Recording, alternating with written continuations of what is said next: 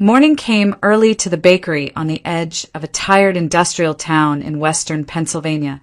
The windows were still dark with frost when Ellie Novak stepped inside, the bell over the door chiming softly behind her. The air already smelled of yeast and heat, a comforting mix that clung to the walls and the back of her throat. She tied on her apron, washed her hands, and moved to her station without a word. As she always did, a thin scarf was wrapped around her head and neck, knotted with care. It was practical, she told herself. The ovens ran hot. Drafts slipped through the old brick walls. But everyone there knew the truth. Ellie kept her face hidden because it was easier than watching people look. She worked steadily, shaping dough with practiced movements. Her hands knew what to do even when her mind drifted. The rhythm of the bakery carried her forward.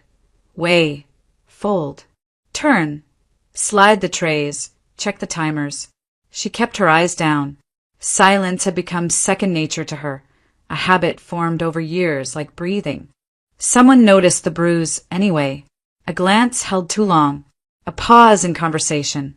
A quiet shift in the room. Sympathy moved through the bakery in the same way the warmth did. Slowly, invisibly, settling into every corner. No one said anything at first. They rarely did. Pity could be as uncomfortable as curiosity. Veronica Hale did not believe in either. She was taller than most of them, broad-shouldered, with a voice that carried even when she spoke softly. She set a tray into the oven, shut the heavy door, and turned to Ellie with a look that was not gentle, but honest. "Did he do it again?" Veronica asked. The words landed without ceremony. No whisper, no sugarcoating. Ellie's hands stilled for a moment, just long enough to be noticeable. She did not look up. She did not answer right away. When she finally nodded, it was small, almost imperceptible, as if she were confirming the weather rather than admitting harm. Veronica exhaled sharply through her nose. "You don't have to keep living like this," she said, quieter now. Ellie pressed her lips together. The answer rose in her chest, familiar and heavy. But she swallowed it down. There were things that could not be explained in a room full of warm ovens and watching eyes. As she reached for a bowl, the scarf slipped. It happened quickly. A corner loosened, fabric sliding just enough to expose the truth she worked so hard to keep hidden. A jagged line of scar tissue ran along one side of her face, pale and uneven, stretching from her temple down toward her jaw. Skin that had healed, but never forgotten. The room went still. Ellie noticed, of course. She always did. She calmly lifted her hand and pulled the scarf back into place, fingers steady, movements practiced. No rush, no apology, no embarrassment left to give. She had learned long ago that reacting only made things worse. Inside there was no anger, no shock, only a deep, tired resignation. Pain had become a constant companion, something she carried quietly, the way others carried keys or wallets. She endured because endurance was what she knew. Silence because it was safer than hope. Ellie returned to her work. The dough waited. The ovens needed watching. Life, as it always had, went on. And with it, the quiet story of a woman who had survived pain for so long that even suffering no longer surprised her. The fire came back to Ellie in fragments, never all at once. It returned in the smell of smoke caught in winter coats, in the crackle of burning wood, in the way her heart still raced when she heard sirens in the distance. Years had passed, but the memory refused to fade, as if it had etched itself into her skin along with the scars. That night, she had been 6 months pregnant. She remembered unlocking the front door and being met not by silence but by heat. Thick, choking smoke rolled out into the cold air, stinging her eyes and filling her lungs. Somewhere inside, something collapsed with a violent crash. Ellie froze for a heartbeat, instinct screaming at her to run, to turn back, to think of the child growing inside her. Then she heard Brian. His voice was barely there, slurred and distant, coming from somewhere deeper in the house. He had been drinking again. She knew that even before she saw him. The bottles, the smell, the way he laughed too loudly earlier that evening. It all came rushing back in an instant. She did not call for help. She did not wait. Ellie wrapped her coat tighter around her belly and ran inside. The fire had already spread through the living room. Flames climbed the curtains, devouring everything in their path. The heat pressed against her like a wall, and each breath burned. She moved blindly, guided by memory and desperation, calling Brian's name until her throat ached. She found him on the floor, unconscious, surrounded by smoke and fallen debris. He did not stir when she shook him. Panic rose sharp and sudden, but she pushed it down. There was no time for fear, only action. Somehow, she dragged him toward the door. Her hand slipped. Her vision blurred. At one point, she felt searing pain along the side of her face as something collapsed, sending a burst of heat and sparks across her skin. She screamed, but she did not stop. Neighbors later said they saw her stagger out of the house, coughing, her hair singed, her face blistered, pulling a grown man behind her while clutching her stomach with the other hand. The rest came in pieces. The hospital lights, the sterile smell, doctors speaking in urgent, measured tones, worry over the baby, weeks of recovery that felt like months. When Evan was born early, small but breathing, strong enough to cry, Ellie wept with relief she could barely contain. Brian survived too. Ellie's face did not heal the same way. The burns left permanent scars along one side, skin that tightened and pulled in unfamiliar ways. Mirrors became something to avoid. Strangers stared. Children asked questions. Brian never did. After the fire, with the house gone and bills piling up, there was only one place to go. They moved in with Brian's mother, into an apartment that never quite felt like home. Ellie slept in a small room with Evan's crib pressed close to the bed. Brian took the couch. Ellie depended on them then, for shelter, for help, for survival. And with that dependence came something heavier, guilt. Brian reminded her often that she had saved him, that he would have died without her. The words were not spoken with gratitude, but with expectation, obligation, as if her sacrifice had bound her to him forever. Ellie believed it. She told herself that leaving would make everything she endured meaningless, that she owed him her patience, her silence, her strength. And so the fire became more than a memory. It became the foundation of a marriage she could not escape, built on scars, fear, and a quiet belief that she no longer had the right to choose herself.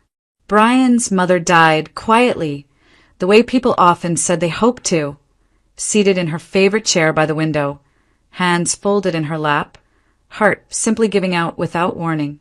There was no dramatic farewell, no final conversation. One day she was there, criticizing the way Ellie folded laundry or fed the baby, and the next, the apartment felt hollow and strangely too large. The funeral passed in a blur of dark coats and murmured condolences. Brian stood stiffly beside the grave, his face unreadable. Ellie held Evan close, shielding him from the cold wind and from questions he was too young to understand. When it was over, they returned to the apartment alone, carrying boxes of belongings that no one quite knew what to do with. For a while, something in Brian seemed to change. He found work with a small construction company, doing renovation jobs around the county. The hours were long, the pay modest, but it was steady. He came home tired instead of drunk. He talked about foremen and deadlines, complained about his back and the cold. Ellie listened. She cooked dinner. Evan grew, learning to walk between the narrow rooms of the apartment. Those months felt almost normal. Ellie allowed herself to believe, just for a moment, that the worst was behind them, that the fire, the scars, the shouting nights, all of it had been a phase they had survived together. She did not speak this hope aloud. She barely admitted it to herself, but it was there, fragile and quiet, like a candle sheltered from the wind. Then Brian started drinking again. At first, it was just a beer after work, then a few on weekends. Ellie noticed a change before he did. The way his voice grew sharper, the way his patience thinned. Missed mornings turned into missed shifts. Arguments with supervisors followed. One afternoon, he came home earlier than usual, eyes bloodshot, jaw clenched. He had been fired. After that, the days blurred together. Brian slept late, drank earlier, grew angry faster. Job searches lasted a week, sometimes less, always ending with excuses. His back hurt. His boss had it out for him. The work was beneath him. There was always a reason. Ellie returned to the bakery full-time. Her mornings started before dawn. Her evenings ended with sore feet and aching shoulders. The pay was small, but it kept the lights on. It paid for groceries, diapers, winter boots for Evan. Brian contributed nothing. Still, he complained constantly about the food, the noise, the way Ellie walked, the way she spoke, the way she looked. Money became another weapon. He demanded to know how much she earned, where every dollar went. He accused her of hiding things, of wasting what little they had. When she came home exhausted, flowers still clinging to her sleeves, he mocked her work as meaningless. "Anyone can bake bread," he said. "Is that all you're good for?" Ellie learned to keep her head down. The insults grew more personal over time. Brian's eyes lingered on her scars longer than before. Sometimes, in the middle of an argument, he would gesture toward her face with a cruel half-smile, as if reminding her of something she could never forget. "You should be grateful," he told her once. "After everything. Someone like you doesn't get many options." Ellie said nothing. Her quiet strength, the way she endured without breaking, only seemed to fuel his resentment. The more she carried, the smaller he felt. And instead of rising to meet her, Brian chose to drag her down, one word at a time. Their marriage no longer had ground beneath it. It floated on bitterness, imbalance, and fear, held together not by love, but by habit, obligation, and the unspoken belief that this was simply how things were meant to be. Ellie came home late that night, the kind of late that settled deep into her bones. The bakery had been short-staffed again, and she had stayed without being asked, finishing trays, scrubbing counters, doing what needed to be done. By the time she unlocked the apartment door, the hallway lights flickered and the building smelled faintly of damp concrete and old cooking oil. Brian was already awake. He sat at the small kitchen table, a half-empty bottle within reach, his chair tipped back against the wall. The television murmured from the living room, but he wasn't watching it. His attention fixed on Ellie the moment she stepped inside, eyes narrowing as if he had been waiting. She set her bag down and moved straight to the stove. There was no greeting. There never was. She reheated what she had prepared earlier, vegetable stew, thickened with potatoes and carrots.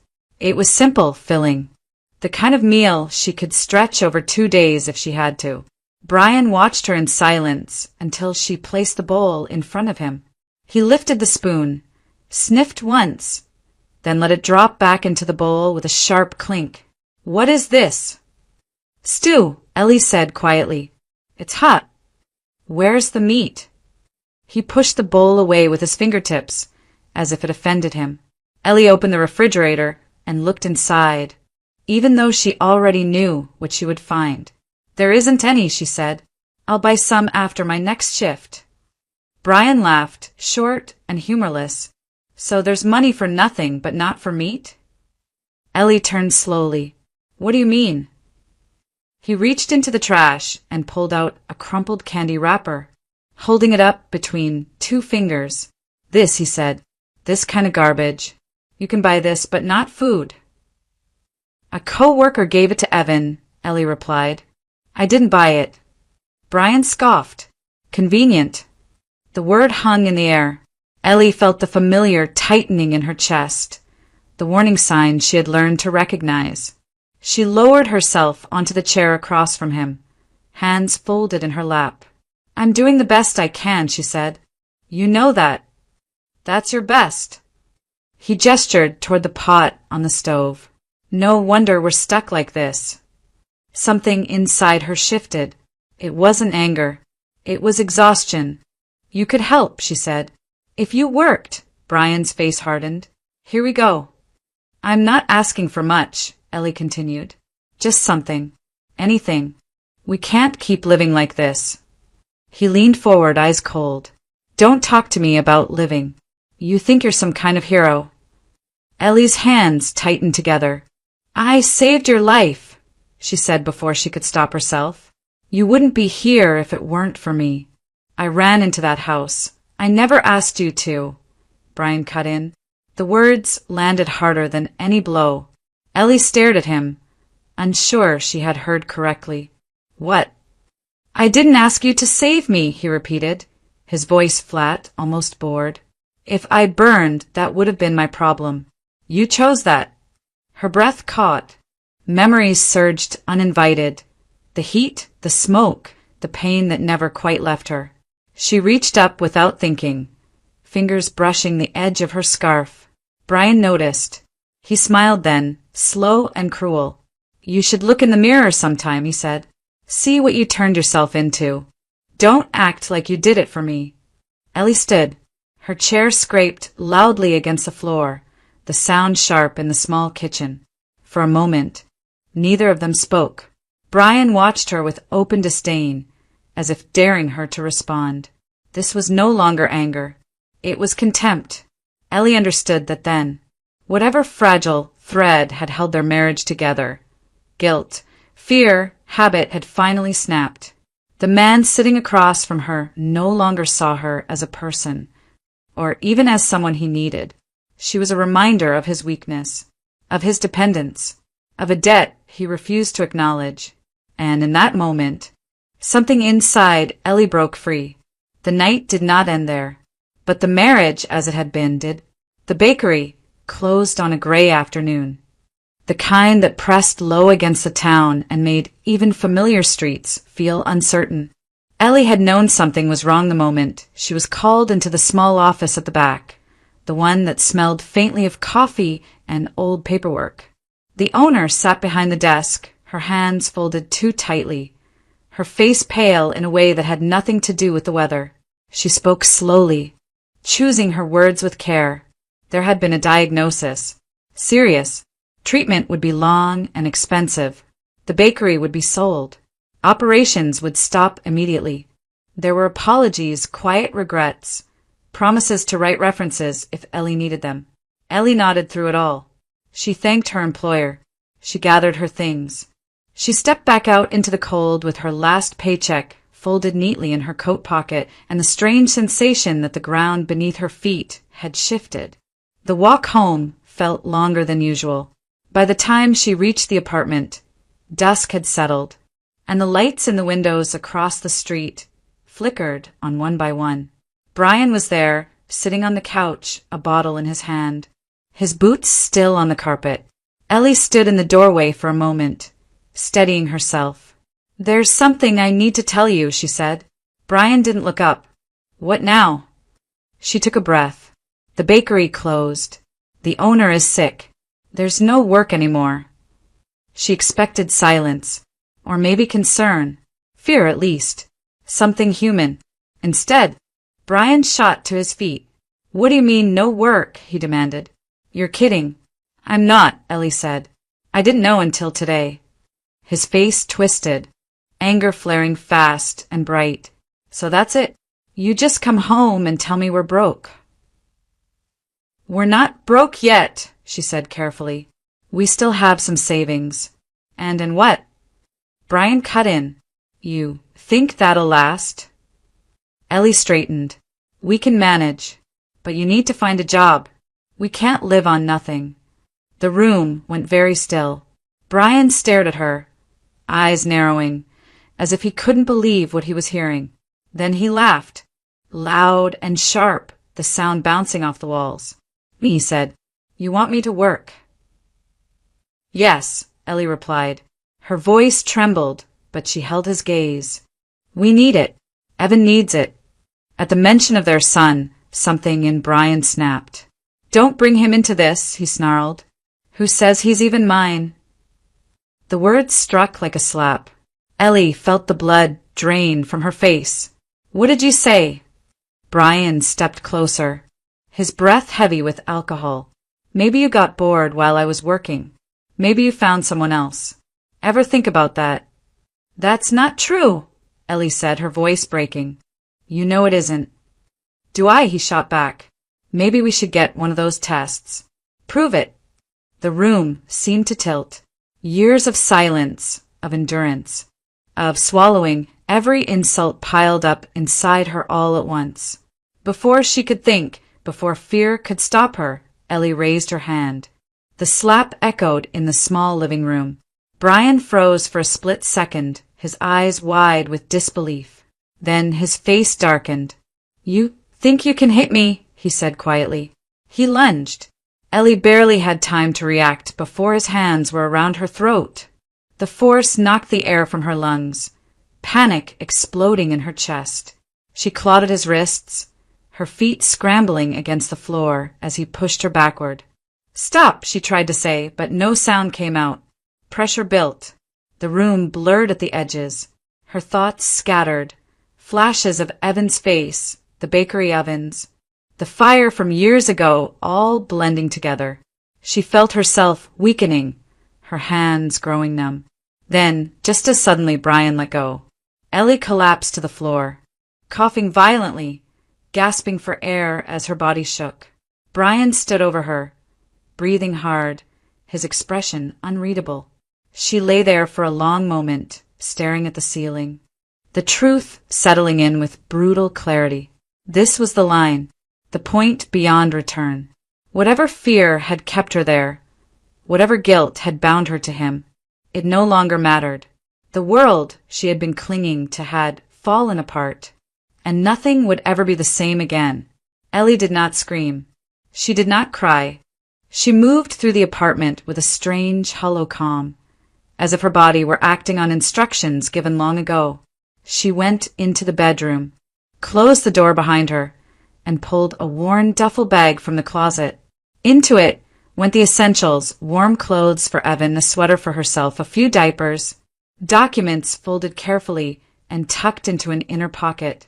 She worked quietly, deliberately, afraid that if she hurried, fear might catch up with her. Brian watched from the doorway, arms crossed. You think you're leaving? He asked, his voice thick with scorn. Ellie did not answer. She zipped the bag and lifted Evan from his bed. The boy stirred, blinking sleep from his eyes, confused by the sudden movement and the tension in the room. Mom, he murmured. It's okay, she whispered, pressing her cheek to his hair. Just stay close. Brian stepped forward and blocked the door. You don't get to take him, he said. Where are you even going? Ellie looked at him then, really looked. There was no pleading in her eyes, no explanation left to give. She shifted Evan higher on her hip and waited. Brian laughed, harsh and loud. Fine, go, he said, stepping aside. But don't expect anything from me. As she reached for the door, he added, You know no one's waiting for you out there. The words followed her into the hallway. You think anyone wants you like this, he called after her. Look at your face. Look at yourself. You're lucky I ever kept you. Ellie paused just for a second. Her hand tightened on the door handle. Then she opened it and stepped out into the stairwell without looking back. The cold hit them immediately. Winter had settled hard over the town, the kind of cold that cut through coats and found bare skin in seconds. Snow had piled along the sidewalks, crusted over with ice. Ellie adjusted the scarf around her face and pulled Evan's hat lower over his ears. She checked her pockets once, out of habit, even though she already knew they were empty. There was no money, no car, no plan beyond one fragile idea. Veronica lived outside town, beyond the last stretch of streetlights, near the edge of the highway. Ellie had never walked that far before, but she knew the direction. She started down the road, Evan's small hand tucked into hers. At first, the walk felt manageable. The cold was sharp but bearable, and Evan talked quietly about things that made little sense. His favorite toy, a dog he'd seen once, the promise of hot chocolate that Ellie told him waited somewhere ahead. She answered him softly, her breath fogging the air. As they left the town behind, the wind picked up. Snow blew across the road in thin sheets, stinging her eyes. Cars passed occasionally, headlights flashing by too fast to notice them standing at the shoulder. Ellie lifted her free hand, trying to flag one down, but none slowed. The distance stretched. Evan's steps grew shorter, uneven. "I'm tired," he said, his voice small. "I know," Ellie replied, forcing a smile he could not see beneath the scarf. "We'll rest soon." But rest never came. The cold deepened, creeping into her boots, numbing her toes. Evan began to stumble, his hand slipping from hers. She scooped him up, ignoring the protest in her muscles, and carried him the rest of the way. By the time she reached the deserted bus stop, her legs were trembling. The shelter stood empty, its glass walls rimmed with frost.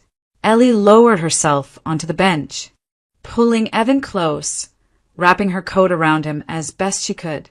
His breathing slowed, shallow and uneven. She shook him gently. "Don't sleep," she whispered. "Just a little longer, okay?" Her own vision blurred. The cold felt distant now, strangely muted.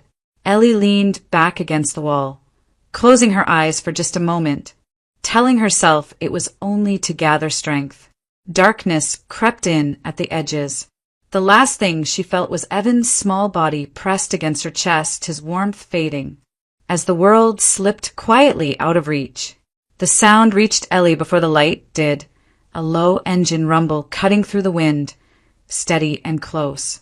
Headlights swept across the snow and briefly filled the bus shelter with white glare. The truck slowed. Tires crunched over ice. Then everything went quiet. A door opened. Michael Turner saw them the moment he stepped out of the cab. Two figures huddled together on the bench. One woman, one child. So still they looked like part of the frozen landscape. Steam barely lifted from their mouths. The woman's head had slumped to one side, her arms wrapped around the boy with instinctive determination. "Hey," he called out, his voice sharp with urgency. "Hey, can you hear me?" No response. Michael closed the distance in long strides, boots slipping slightly on the packed snow. He knelt, touching the woman's shoulder, then the child's cheek. Both were ice cold, too cold. The boy's lips were pale, his eyelids fluttering. "Damn it," Michael muttered. He didn't waste time asking questions. He shrugged out of his coat and wrapped it around the child first, lifting him carefully. The boy stirred weakly, a small sound escaping his throat. Michael took that as a good sign, barely but enough. He turned back for the woman, sliding one arm behind her shoulders, the other under her knees. She was lighter than he expected. Too late. Her breath was shallow, uneven. "Stay with me," he said, more command than comfort.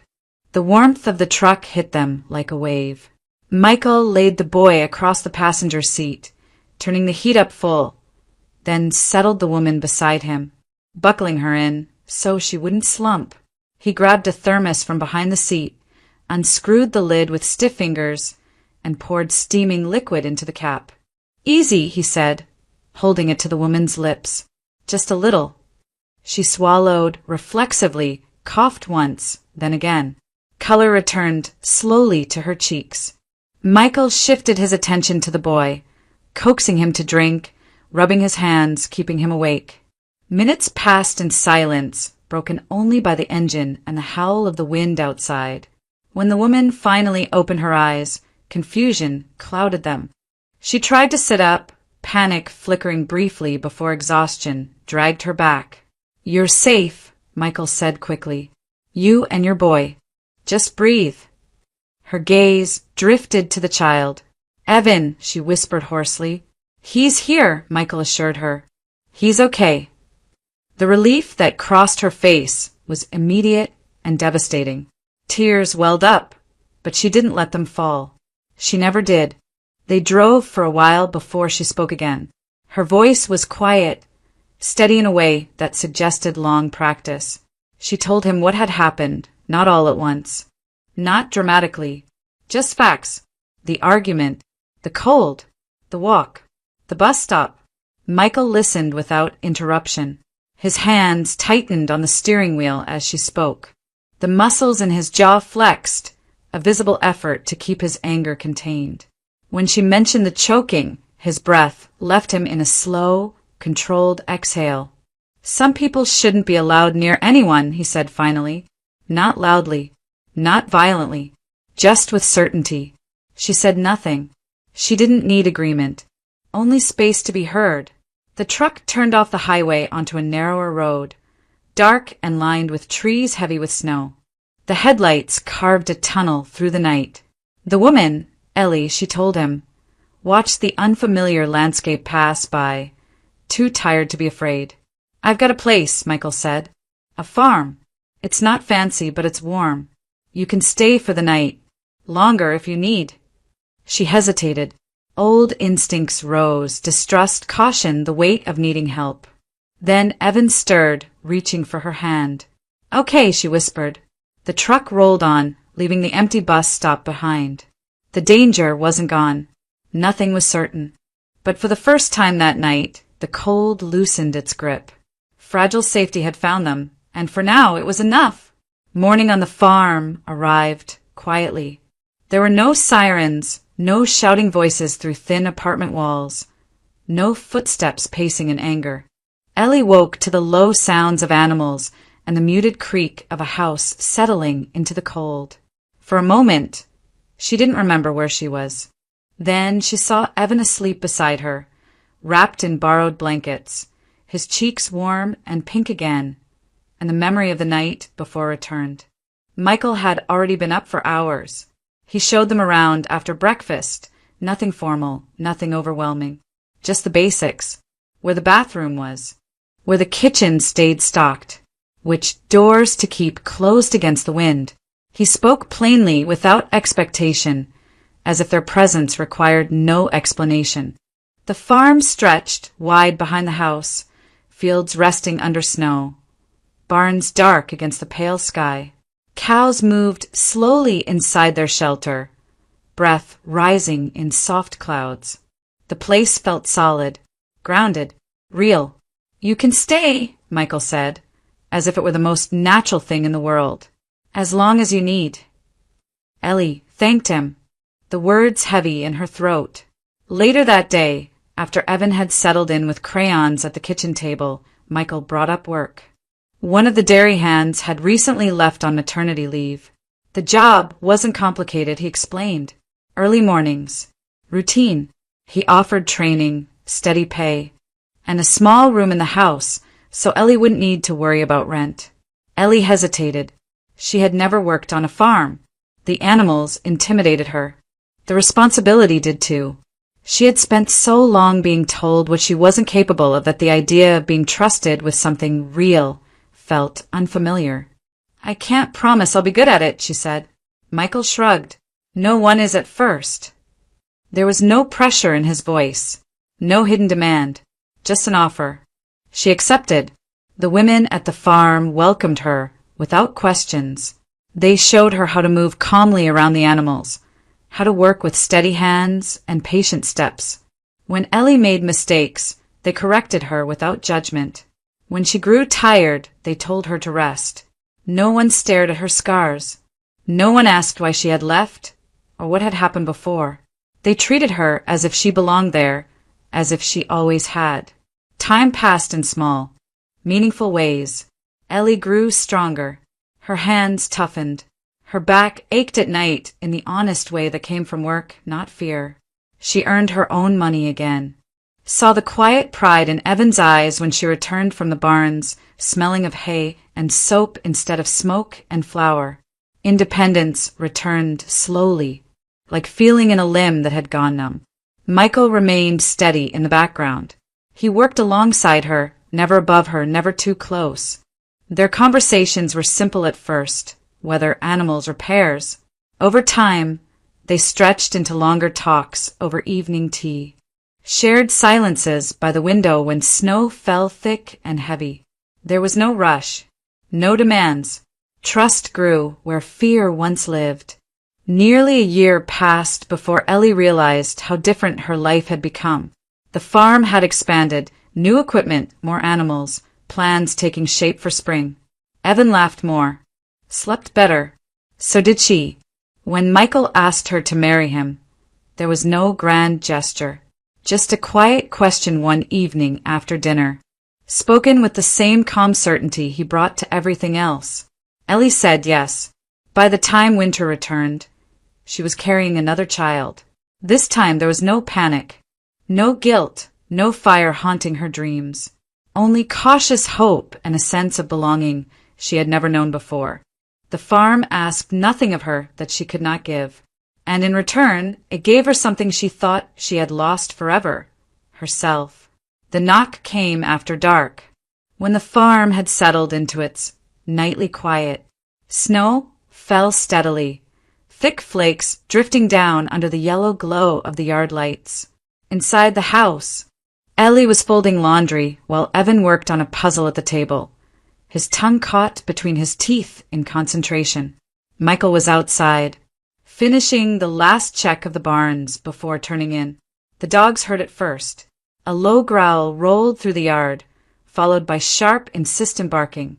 Michael straightened, one hand already moving toward the gate as he scanned the road beyond the fence. The dogs strained at their chains, hackles raised, bodies taut with warning. "Easy," Michael muttered, though his own posture had gone rigid. A figure stood just beyond the gate, hunched against the cold. The man raised a hand slowly, as if afraid of startling the animals.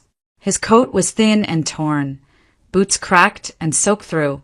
Snow clung to his shoulders and beard. He swayed slightly, exhaustion written into every line of his body. "Please," the man called, his voice hoarse. "I'm not here to cause trouble. I just need some help." Michael stepped closer, his expression hardening. He had seen enough winters to recognize desperation when it stood in front of him.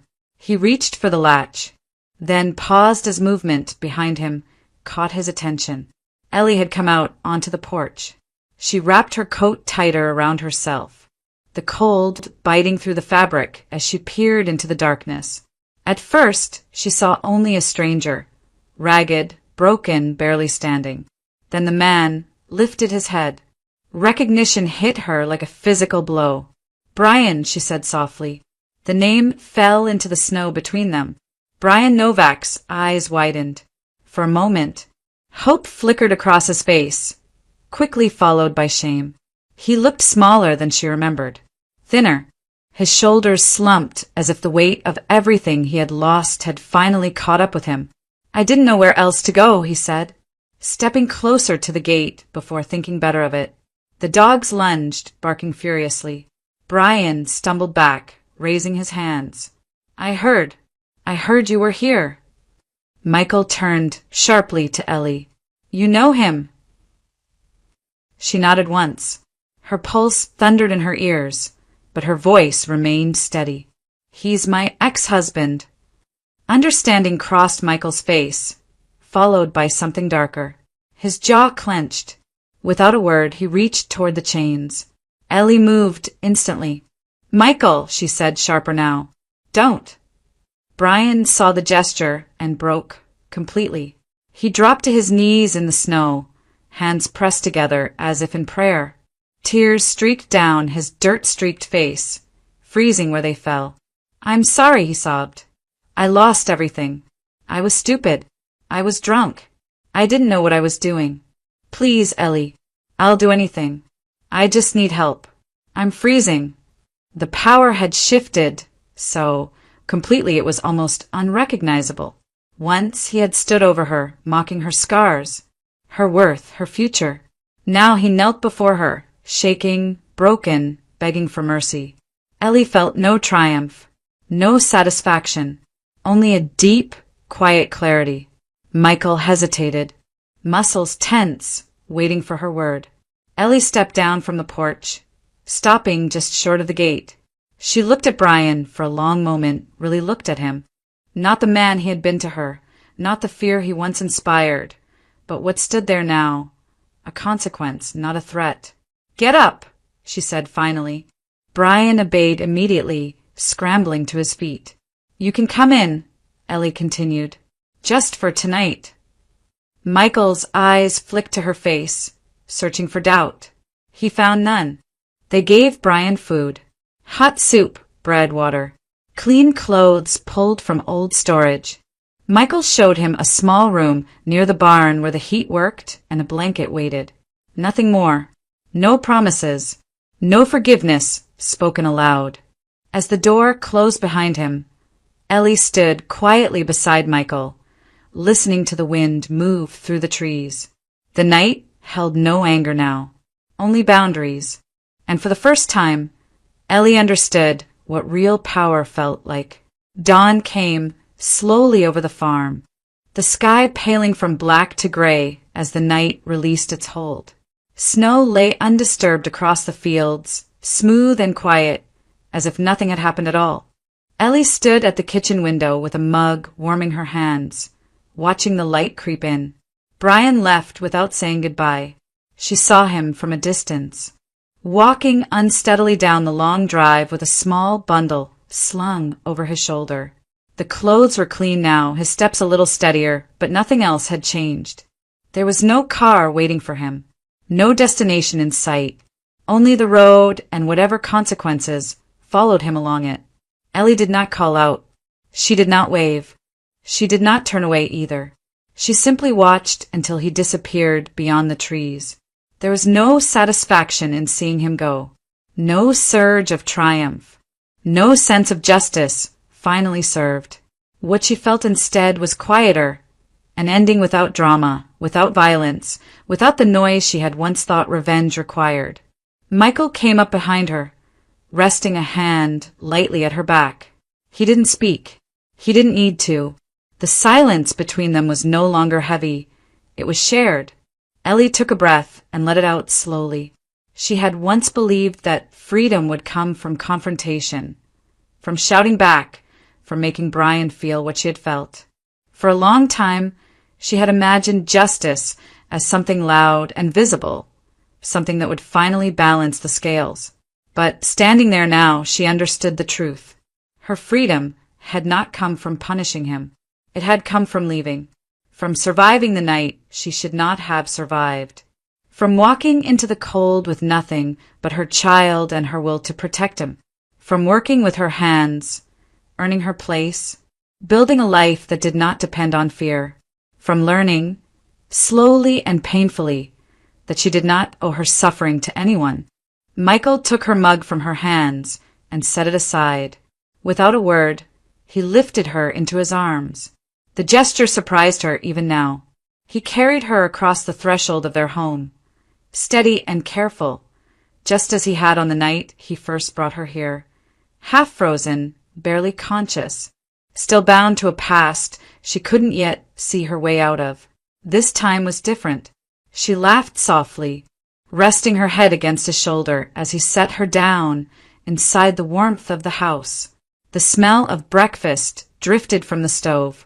Evan's footsteps thudded down the stairs, already asking questions, already alive with the certainty of a safe morning. Ellie closed her eyes for a moment and let herself feel it all. Safety, work, time. These were the things that had rebuilt her dignity, not apologies, not revenge, not seeing someone else fall. Mercy, she realized, was not weakness. It was choice. The choice to stop carrying hatred. The choice to draw a line and step back from it. The choice to move forward without becoming what had once hurt her. For those listening to her story, Ellie's journey left a simple truth behind. Abuse does not always end with confrontation. Often it ends with escape. Dignity is not reclaimed overnight, but rebuilt through safety, honest work, and time. And mercy, when freely chosen, is not surrender. It is strength. If this story resonated with you, consider sharing your thoughts in the comments. What helped you survive? What did forgiveness or letting go mean in your own life? Sometimes quiet strength speaks the loudest.